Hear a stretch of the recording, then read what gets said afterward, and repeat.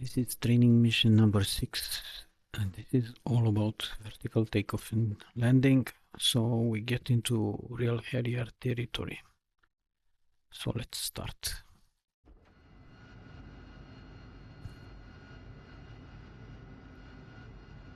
Welcome to this training mission, where we once again find ourselves in the warm-up area, and in which we will perform vertical takeoff and landing, or VTOL. We will cover both press-ups and full accelerating transitions into forward flight, and conclude with a decelerating transition into a vertical landing. Although a vertical takeoff is considered the easiest type of takeoff, there are a number of insidious flight characteristics that must be anticipated and accounted for. It is important to remember that the aircraft was designed to land vertically, and therefore should be smooth, easy, and require low workload as long as the aircraft is properly trimmed. The first rule of vertical takeoffs is to always take off into the wind. The second is to always take off from flat terrain so that you minimize the use of your reaction control system, or RCS, and adversely affect your engine performance with bleed air and hot gas reingestion. Let's begin by conducting our C waiver pre-position checks. For brevity's sake, we are only going to cover the steps relevant to this flight, but for a complete explanation of these checks, see the previous training mission on short takeoffs or landings, or STOL. First, set the clock by pressing the timer or TMR button on the UFC. Select TTT with ODU2 and then press ODU1 and verify that the clock shows 8 AM. Next, press ODU5 and check that the UTC time shows 4 AM. Verify that this is the same as the time shown in the cockpit watch and on the HUD. At this point, you could also set the desired time on target, but we don't need to do it for this sortie. Set your FLIR by pressing Menu, push button 18, and then FLIR, push button 1. Set the mode to black or white by pressing push button 20.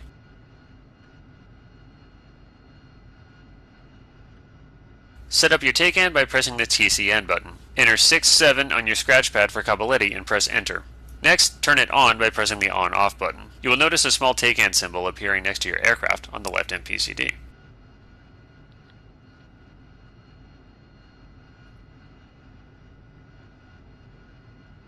No.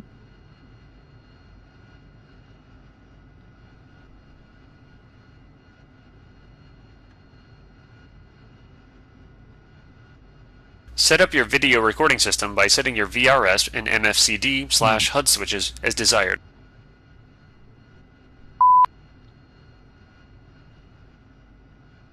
Confirm that your canopy is locked and that your canopy close light is extinguished.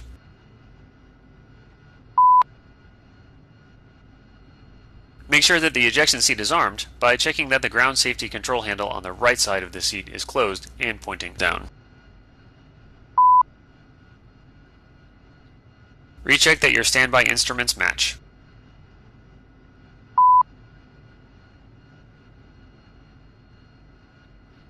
Place your altitude, or ALT switch, in the radar, or RDR position. Make sure that your INS knob is in the IFA position to ensure a tightly coupled GPS and INS throughout your flight. Turn your approach light on.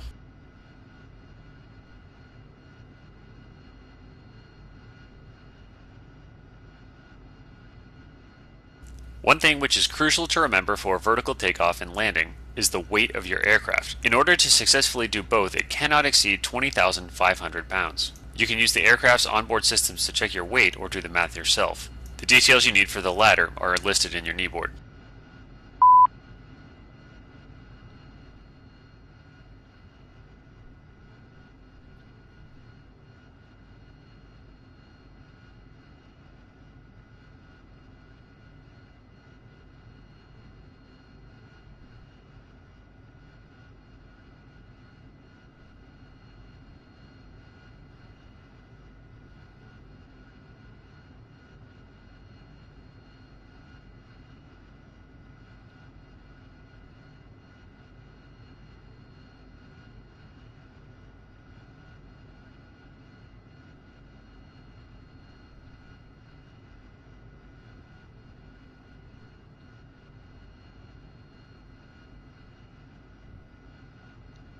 On the right MPCD, select Menu on push button 18.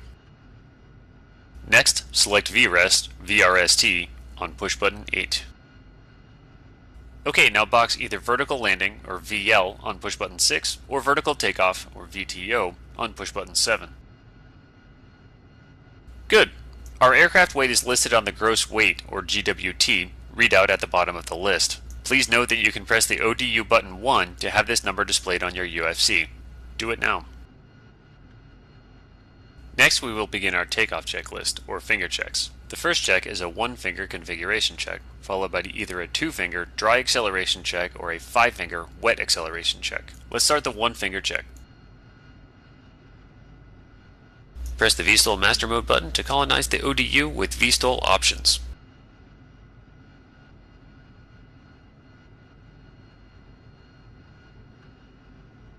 Setting the nozzle rotation airspeed is not required for vertical takeoffs. Select pitch carrots or PC with the ODU button 2 and verify the default setting of 14 degrees on the scratch pad. This sets the pitch carrots to 6 degrees above the horizon, where we will seek to place the depressed attitude indicator, or witch's hat, for an accelerating transition into wing-borne flight. Ensure the STO stop is clear and fully aft.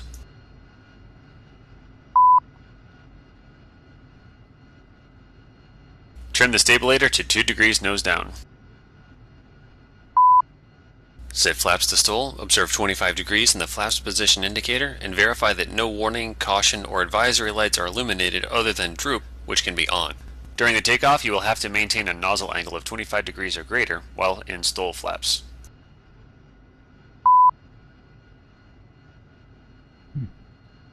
Select Menu on the right MPCD using push button 18 and select Engine on push button 11.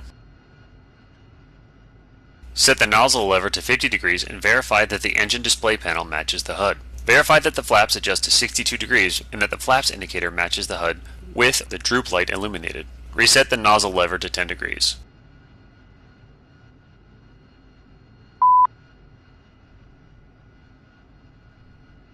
Prior to conducting our additional finger checks, determine which vertical takeoff maneuver you intend to perform. There are 2 types. The first is a press-up, which is a vertical takeoff into a hover, followed immediately by a vertical landing in training. This is designed to familiarize yourself with the handling characteristics of the Harrier in a hover. But a variation of this technique may also be useful for arresting a vertical takeoff and then pedal turning into an accelerating transition that is not coincident with the prevailing winds. The second is a standard vertical takeoff, followed by an accelerating transition into wing-borne flight.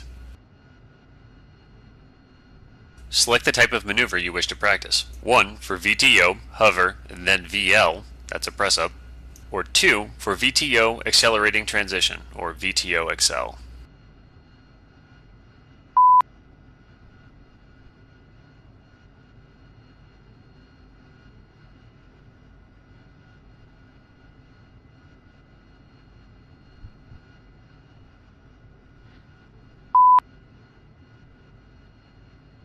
When cleared for takeoff, steer into the wind. Apply the brakes to come to a stop. From this position, we will conduct 5-finger Excel checks and immediately transition into our takeoff roll. We covered 2-finger dry acceleration checks in the short takeoff and landing, or STOL lesson. Press the Excel, or push button 16, on the engine page on your right MPCD. Advance the throttle to just above 60%, then reduce power to maintain 60%. The aircraft will time how long it takes for the engine to spool between 35% and 60%. Verify that this value is between 2.4 and 3.1 seconds on the engine page.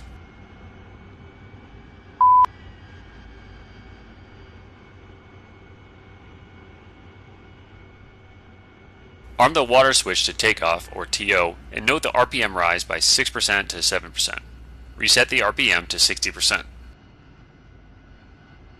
Next, place the nozzles at 30 degrees and check the duct pressure. Once verified, set the nozzles for takeoff at the hover stop, or 82 degrees.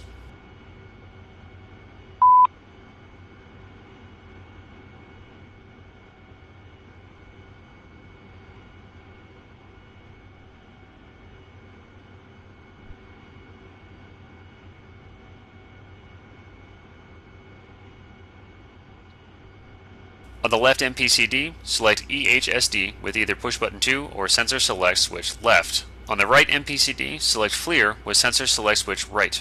5-finger checks are complete. For a press up, keep the anti-skid switch in the on position.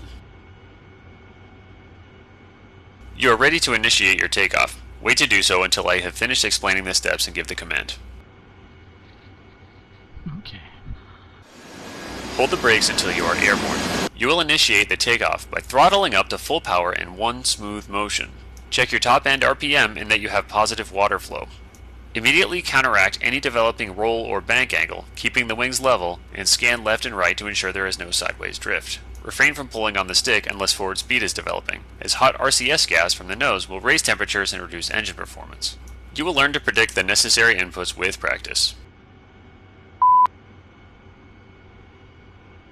As you pass 30 feet, reduce the power slightly to find yourself in a hover at 50 feet. If you end up higher than 50 feet, stop the climb, stabilize at your higher altitude, and then reduce power slightly to descend to 50 feet in 3 deliberate steps. Once you're there, I'll want you to maintain the hover, trim your aircraft, scan your surroundings, and most importantly, relax. Ready?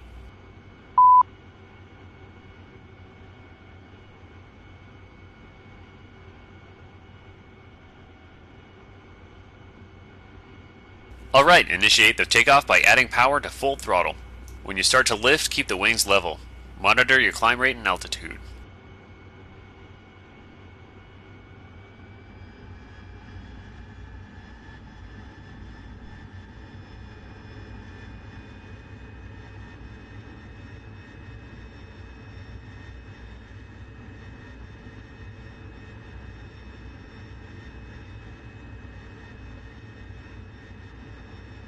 You passed 30 feet, so start to reduce the power in order to establish your hover at 50 feet. Keep your rate of climb or descent under control and the wings level. You may consider using yaw RCS corrections with your rudder, in addition to your stick, to maintain heading and altitude. Use rudder pedals to keep the nose into the wind, but don't chase the wind vane on the nose.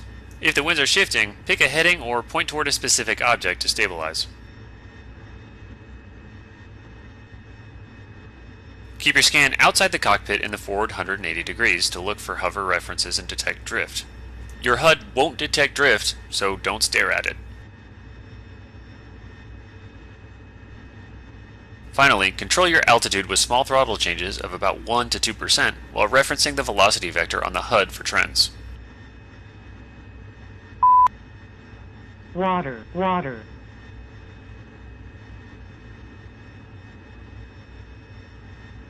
Caution, caution. Once you have the hang of a stabilized hover at 50 feet AGL over your takeoff point, you may initiate a vertical landing by reducing power slightly by 1 to 2% RPM and establish a rate of descent between 300 and 400 feet per minute. You may need to re-add throttle to capture this rate of descent, and reduce your throttle as you enter the ground effect, which is about 5 to 10 feet AGL. Alternatively, in high winds greater than 10 knots, you may need to increase throttle in ground effect to counter an apparent suck-down effect. Okay, you can choose to practice the press up again or move to accelerating transition.